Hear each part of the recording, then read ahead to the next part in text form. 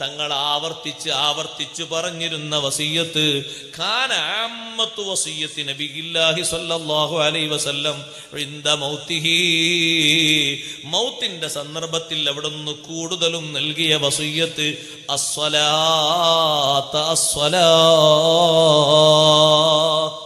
ഇത് പറഞ്ഞതിന് ശേഷം പിന്നെ അള്ളാഹുവിന്റെ ഹബീബ് സംസാരിച്ചിട്ടില്ല.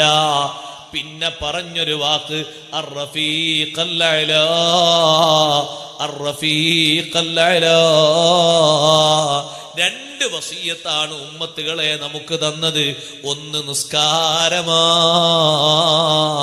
ജീവിതത്തിൽ ഏറ്റവും കൂടുതൽ സ്വഹാബിമാരെ പഠിപ്പിച്ചത് ഖന്തക്കിൽ തണുത്തൂറുന്ന ഭൂമിയിൽ നമ്മുടെ നേതാക്കളായ സ്വഹാബിമാര് ഇലകൾ കൂട്ടിക്കെട്ടിയിട്ടാണ് അവർ പുതച്ചുകൊണ്ട് ഉറങ്ങിയത്.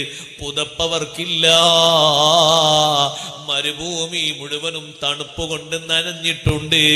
ആ തണുത്തിട്ട് മഞ്ഞുകട്ടയായി പെയ്യുന്ന ഖന്തക്കിന്റെ മരുഭൂമിയിലും സുബിഹിയാകുമ്പോ നബി തങ്ങളെ വരെ വിളിച്ചുണർത്തിയിട്ടുണ്ട്.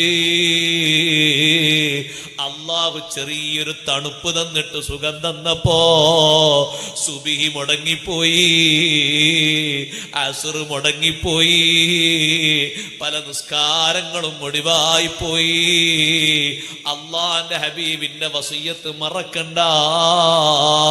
അവസാനം ഭൂമി ലോകത്ത് നിന്ന് യാത്രയാകുന്നതിന്റെ മുമ്പ് നമ്മളോടൊക്കെ നൽകിയ വസിയ്യത്ത് അസ്സലാത്ത അസ്സലാ. നിസ്കാരം ശ്രദ്ധിക്കണേ, നിസ്കാരം പരിഗണിക്കണേ.